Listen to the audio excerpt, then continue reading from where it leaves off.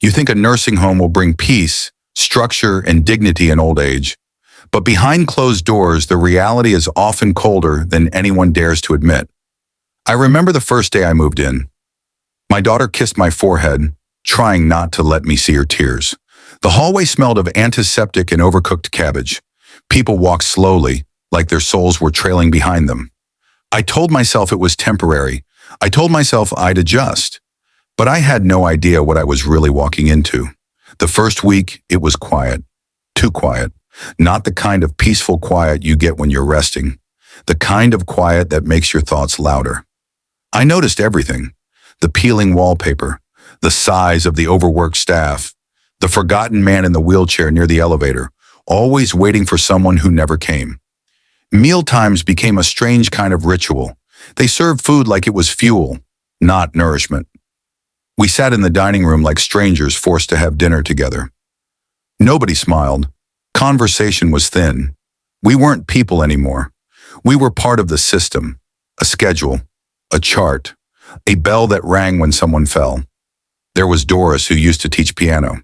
Her fingers still twitched like she could feel the keys. She would talk to herself about Chopin and Beethoven. One day I asked her about her favorite piece, and her eyes lit up for a moment. Then the fog came back. The staff tried their best. Most of them were kind, but kindness only goes so far when you're understaffed and overworked. I saw a nurse run past a room where someone was crying, not because she didn't care, but because she had 4 other alarms going off at once. I learned quickly, don't press the call button unless you're bleeding. Then came the loneliness, not the kind that sneaks in when your friends stop calling, the deep, aching loneliness of being invisible. Family visits became shorter, less frequent.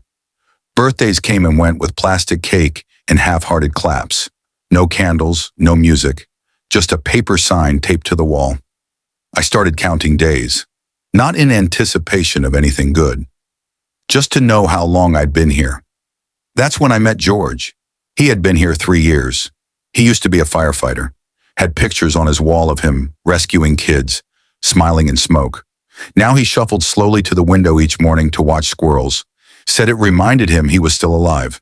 We talked a lot about what we missed, about the smell of fresh-cut grass, about the taste of good coffee, about how people stop seeing you as a person when you're old. They see wrinkles, weakness, burden, not stories, not battles fought, not wisdom earned. One night there was a power outage. The backup lights came on. Alarms beeped. Confusion. A man with dementia screamed for his wife. Another woman sobbed quietly in the dark. It was the first time I truly felt afraid. Not because of the dark, but because of how fragile everything was. Medications were mixed up once. Just once. But that's all it takes. Doris was given the wrong pills. She slept for 2 days. When she woke, she didn't remember me anymore. I sat next to her anyway, just in case something came back. Activities were meant to distract us. Bingo, chair yoga, painting sessions. But it all felt hollow, like trying to glue happiness onto a broken frame. We smiled for the volunteers, but it faded as soon as they left. Then came the realizations, one by one, that I had lost more than my home. I had lost my freedom. I couldn't decide what time to eat, when to sleep, or even when to go outside. Everything was controlled. And slowly you stop resisting. You become the routine. Wake, wash, eat, wait.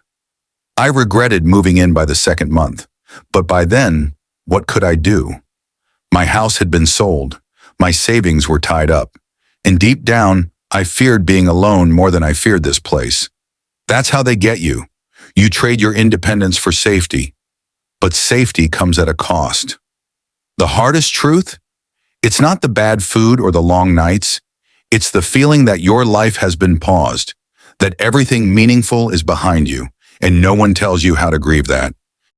The television in the common room always played the same shows, old westerns, game shows. Sometimes I'd watch, not because I liked them, but because they reminded me of a time when things were simpler, when I had control, when my name meant something more than a chart in a binder. Then came the whispers, of people passing in the night, of ambulances, of empty beds. They'd change the sheets, bring in a new resident, and life would go on. It was like we were replaceable, like chairs in a waiting room.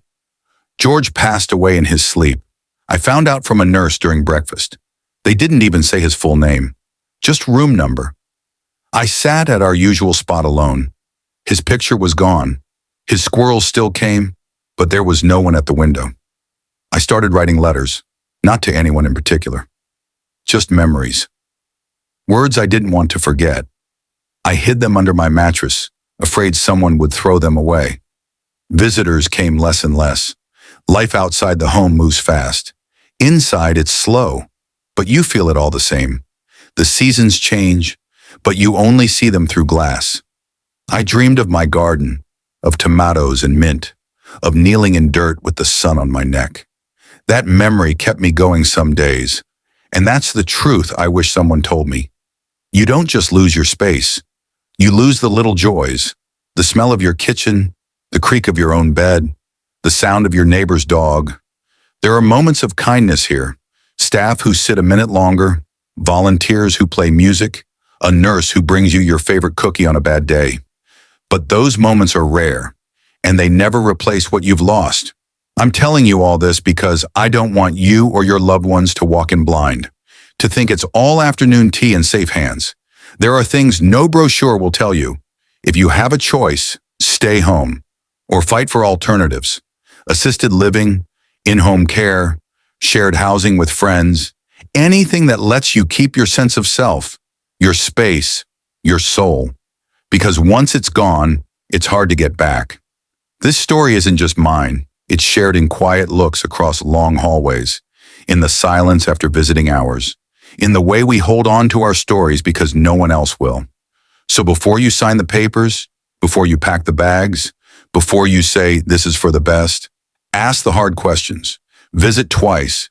Visit at night. Talk to the residents. Listen to the silence. Look beyond the fresh paint and the polite smiles. And if you do make the move, don't disappear. Visit often. Call. Bring something real. A plant. A photo. A piece of home. It makes all the difference. Because in the end, the biggest regret isn't moving in. It's realizing too late what you gave up to be here and what you could have fought harder to keep.